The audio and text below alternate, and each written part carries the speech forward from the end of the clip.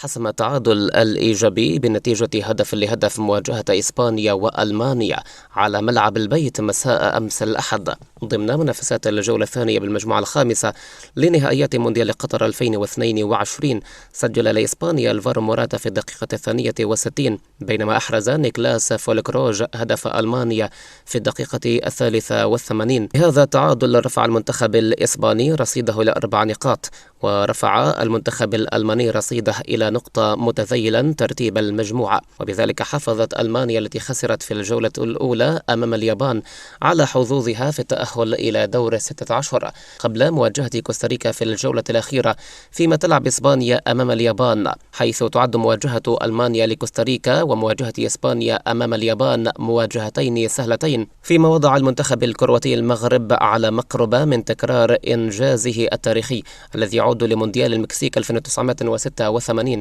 بعدما كان أول منتخب عربي وإفريقي يتأهل للدور الثاني بانتصاره العريض ب4 أهداف لهدف على كندا الذي أصبح خارج السباق وودع المونديال رسميا. فقد تغلب المنتخب الكرواتي ب4 أهداف لهدف على كندا على استاد خليفة الدولي ضمن منافسات الجولة الثانية، ورفع المنتخب الكرواتي رصيده إلى 4 نقاط ليتصدر المجموعة بفارق الأهداف عن المغرب صاحب المركز الثاني، فيما يحتل المنتخب الكندي المركز الرابع بدون رصيد من النقاط، ويحتل المنتخب البلجيكي المركز الثالث برصيد 3 نقاط فقط، ويبقى الأمل في انتصار أسود الأطلس في مباراتهم القادمة على كندا ليتأهلوا لدور 16 من مونديال قطر. تضاربت الأنباء حول اقتراب الأرجنتيني ليونيل ميسي نجم باريس سان جيرمان من التعاقد مع ناد جديد خلال الفترة المقبلة، وينتهي عقد ميسي مع النادي الفرنسي في صيف 2022، ويستطيع التوقيع مع ناد جديد بدءا من يناير كانون الثاني المقبل.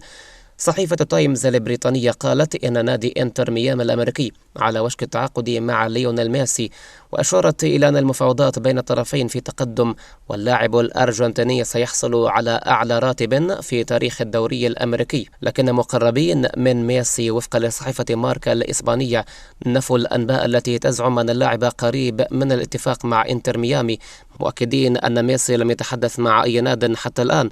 العديد من التقارير أيضا ربطت ميسي أيضا بالتفاوض مع مسؤولي برشلونة من أجل العودة إلى قلعة الكامب نو في الصيف المقبل،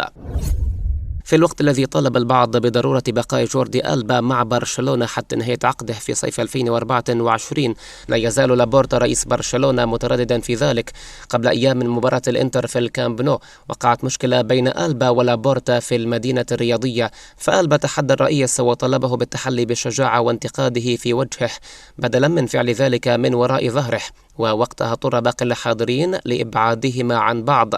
لإيقاف المشكلة، ومن وقتها ولابورتا يخطط للخلاص من ألبا. تحدث راديو ماركا عن أنه ليس هناك الكثير من التفاؤل في ريال مدريد فيما يخص صفقة التعاقد مع لاعب وسط منتخب إنجلترا جود بيلينغهام. السبب هو الأندية التي شاركت في السباق، حيث ستكون على استعداد لدفع مبلغ لم يكن ريال مدريد كان قد خطط إليه، وهو المبلغ الذي يطلبه دورتموند لبيع اللاعب، وهو مبلغ يصل إلى 150 مليون يورو، وهو ما سيجعل توقيع بيلينغهام أغلى صفقة في تاريخ ريال مدريد إذا حدث بالفعل، وهو شيء يعكس مبادئ النادي حول التعاقدات في السنوات الأخيرة.